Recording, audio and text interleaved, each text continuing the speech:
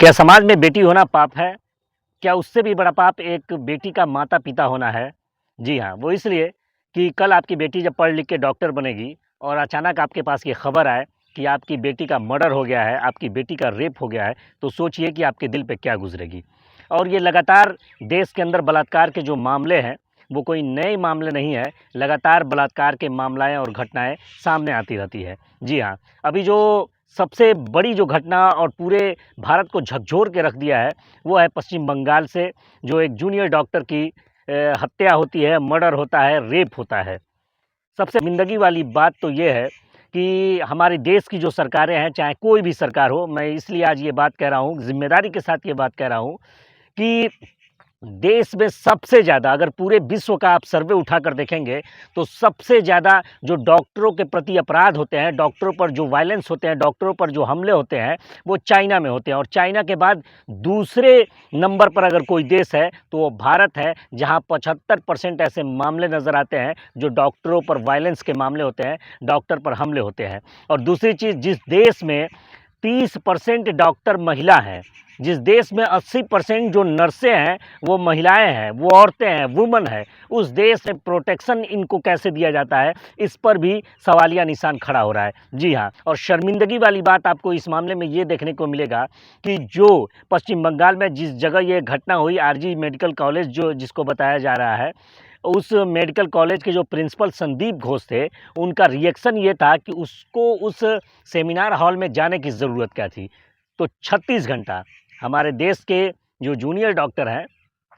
वो 36 घंटे तक सरकारी हॉस्पिटलों में काम करते हैं। 36 घंटे तक उनकी ड्यूटी लगाई जाती है और 36 घंटे ड्यूटी करने के बाद सरकार जो है, सरकारी जो तंत्र है, वो इन डॉक्टरों को सही तरीके से एक आराम करने की व्यवस्था तक नहीं दे पाती है। वो कहीं या तो चेयर पर सोते हुए नज़र आएँगे, या तो किसी केबिन में जाके बैठे-बैठे सोते हुए नज़र आएँगे। तो यही हुआ, 36 घंटे के ड्यूटी के बाद ये बहन पहुंची थी सेमिनार हॉल में आराम करने के लिए, जहां पे उसके साथ इस तरीके से जघन्य अपराध घटा है।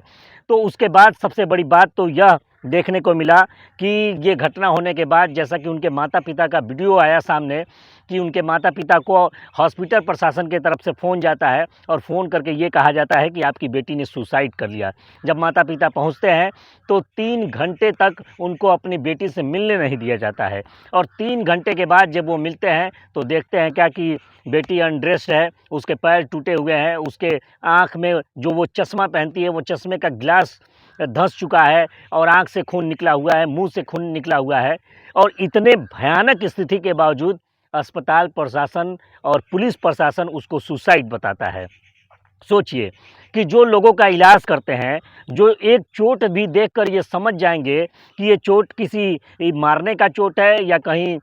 गिरने का चोट है या सुसाइड का चोट है या हत्या का चोट है, वहाँ से ये खबर मिलती है कि ये सुसाइड का मामला है और पुलिस प्रशासन भी उसको सुसाइड का मामला बताता है। बहरहाल, जब माता-पिता जब लगातार उस पर आवाज़ उठाते हैं, प्रोटेस्ट होते हैं, तो उसके बाद से उसको रेप का मामला दर्ज होता है और रेप के मामले में जो संजय राय का व्यक्ति नाम नाम का व्यक्ति है, जो हॉस्पिटल के सीसी फुटेज में आता है, जिसका ब्लूटूथ भी वहाँ मौके पे मिलता है और उस ब्लूटूथ से कनेक्ट करके पुलिस उसको पकड़ लेती है। ये संजय राय, जो कि देखिए अब उसको, ये वहाँ की जो सिविक वॉलंटियर होते हैं, जो पुलिस की मदद के लिए लगे रहते हैं, ट्रैफिक पुलिस का मामला हो या कोई ऐसा काम हो जिसमें अन्य लोगों की ज़रूरत पड़ती है, तो वहाँ पे ये एक समझिए कि एक ठेका प्रथा के तहत इनको रखा जाता है और 12,000 रुपये तक की इनको सैलरी दी जाती है। और यह जो व्यक्ति था, इस व्यक्ति का बैकग्राउंड ये था कि ये 4-4 महिलाओं से शादी कर चुका था और जितनी भी महिलाएँ इसको जिसको छोड़ा था,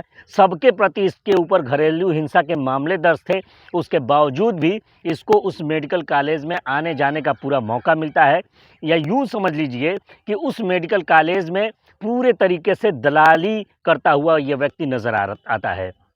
इस पर बात करेंगे कि वो कौन-सा माइंडसेट है और वो सरकारें कौन-सा चूक करती है कि जिसके कारण रेप और बलात्कार की घटनाएँ लगातार बढ़ती जा रही हैं और हम मोमबत्ती लेकर निकल जाते हैं, सड़कों पर निकलते हैं, तो निकलते रहते हैं और घटनाएँ चलती रहती है। सबसे बड़ा सवाल ये है कि आज पूरे देश में डॉक्टर ने स्ट्राइक किया, पूरे देश में डॉक्टर अपने प्रोटेक्शन को लेकर के आवाज़ उठा रहे हैं। तो जब देश का व्यापारी और डॉक्टर, ये दो वर्ग ऐसे हैं कि यह दो वर्ग अगर मजबूत नहीं होंगे, अगर प्रोटेक्शन इनको नहीं दिया जाएगा, अगर इनको सुरक्षा नहीं दिया जाएगा, तो देश की तरक्की किसी भी हाल में नहीं हो सकती है। किसी भी राष्ट्र को तरक्की करने के लिए इन दो वर्गों का मजबूत होना और इन दो वर्गों का सुरक्षित होना ज़रूरी है। एक तो हमारे डॉक्टर और दूसरे हमारे व्यापारी।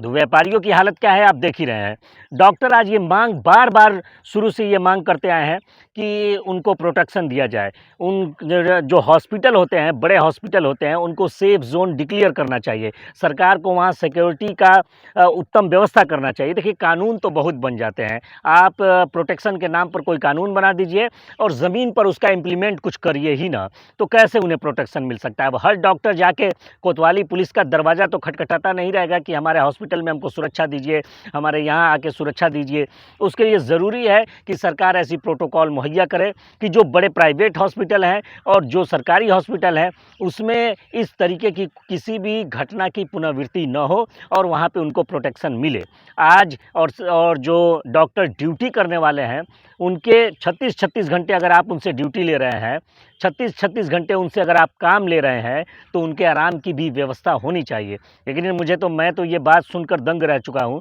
कि 36 घंटे ड्यूटी करने के बाद जो दूसरों का इलाज करते होंगे, उनके अपने सेहत का क्या हाल होता होगा।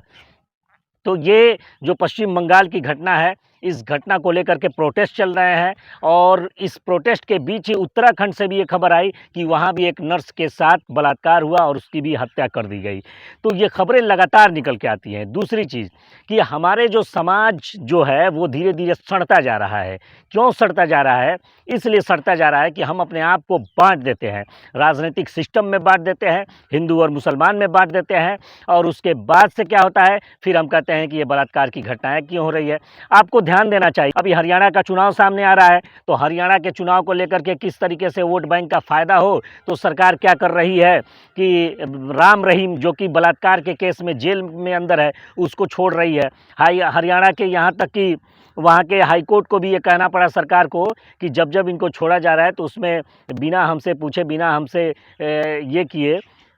इनको न छोड़ा जाए। और उसके बाद सरकार क्या कर रही है कि वहाँ वोट बैंक का फ़ायदा है तो बाबा राम रहीम को पैरोल दे रही है, उनको ज़मानत दे रही है और छोड़ दे रही है कि जाए। और वो भी एक दो बार नहीं, अब तक कई बार बाबा राम रहीम को जेल से छुट्टी मिल चुकी है। और उस 15 अगस्त के मौके पर बिल्किस बानो के जो रेपिस्ट थे, उनको छोड़ दिया जाता है और उन रेपिस्टों का माला पहना के स्वागत किया जाता है।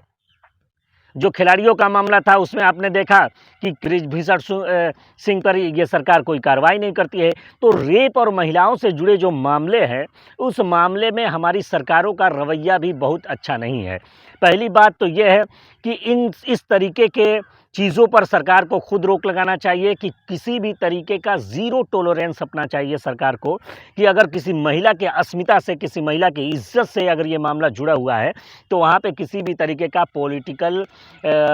फ़ायदा उठाने का या किसी भी तरीके की राजनीतिक लाभ लेने का प्रयास सरकार को नहीं करना चाहिए, बल्कि वहाँ निष्पक्ष होकर के उस महिला को इंसाफ देने के लिए काम करना चाहिए। लेकिन सरकार का रवैया पिछले कुछ दिनों से आप देखेंगे तो आपको बिल्कुल ये समझ में आए। दूसरी चीज़, हम पब्लिक हैं, जब भी कोई घटना होता है तो हम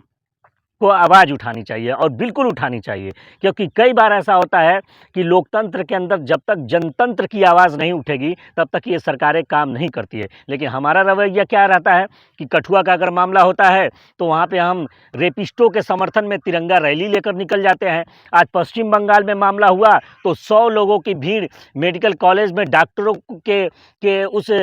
डॉक्टर के समर्थन में जो लोग निकले हुए थे, बलात्कार का विरोध कर रहे थे, रेप और हत्या का विरोध कर रहे थे, उनको एक बड़ी भीड़ जाती है और जाके मारने पीटने का प्रयास करती है। और उसके बाद से कार्रवाई के नाम पर एक रेपिस्ट को पकड़ लिया गया। ये जो भीड़ पहुंची थी, किसके कहने पे पहुंची थी, कैसे पहुंची थी, क्यों पहुंची थी, और इतने बड़े जघन्य अपराध में अगर छोटा मोटा मामला हो तो पुलिस कहती है कि धारा 20B लगाएंगे, धारा 20B यानी षड्यंत्र ये भी कर रहे हैं। और एक आदमी अगर कोई कहीं अपराध करता है तो उसके आसपास पड़ोस उसके घर वालों को उठाकर भी बंद करती है। और पूरे देश में इतना बड़ा जघन्य अपराध हो रहा है और वहाँ पर ये इतने लोग पहुँच जा रहे हैं जो प्रोटेस्ट कर रहा है, जो बलात्कार का विरोध कर रहा है, उसको मारने पीटने के लिए पहुँच जाते हैं और उस पर आप कोई कार्रवाई नहीं करते हैं। तो ये तो सवालिया निशान उठेगा। बड़ा सवाल है कि ये जो डॉक्टर पे हमले हो रहे हैं, और एक डॉक्टर ही अगर सुरक्षित नहीं रहेगा हमारे देश के अंदर, तो फिर हम कैसे ये उम्मीद कर सकते हैं कि हमारा देश स्वस्थ होगा, हमारे देश में बीमारियों से लड़ने की क्षमता होगी,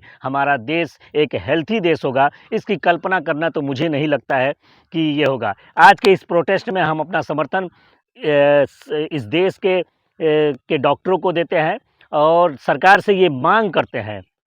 कि वो सरकार जल्द से जल्द सिर्फ कानून न बनाए, बल्कि जिस तरीके से अगर कोई मंत्री बनता है तो मंत्री बनने के साथ उसके जितने प्रोटोकॉल होते हैं, जो उसके सुरक्षा की व्यवस्था होती है, वो सब कुछ तत्काल फॉलो कर लिया जाता है। तत्काल वो सारा बजट से लेकर सारा खर्चा पानी सब वहाँ मुहैया करा दिया जाता है और मंत्री जी की वीवीआईपी व्यवस्था में कोई कमी नहीं रहती। तो वीवीआईपी व्यवस्था हमारे डॉक्टरों को भी मिलना चाहिए, हमारे डॉक्टरों को सुरक्षित होना चाहिए, ताकि वो अपने आप को सुरक्षित जब महसूस करेंगे तभी जाके देश में सही तरीके से लोगों का इलाज करेंगे। और जहाँ जहाँ डॉक्टर में 30% महिलाएं हैं, जहाँ नर्सिंग में 80% महिलाएं हैं, तो वहाँ पे बड़े बड़े मेडिकल कॉलेज हैं या बड़े बड़े जो हॉस्पिटल हैं, वहाँ पे अगर आप इनसे बड़ा ड्यूटी ले रहे हैं, लंबे समय की ड्यूटी ले रहे हैं, 36-36 घंटे की ड्यूटी ले रहे हैं, तो इनके आराम करने की भी उत्तम व्यवस्था होनी चाहिए। और हमें तैयार रहना चाहिए कि हम जात पात मजहब और क्षेत्र न देखकर अगर किसी भी बहन बेटी के साथ गलत होता है तो उस गलत का विरोध करें। जय हिंद, जय भारत।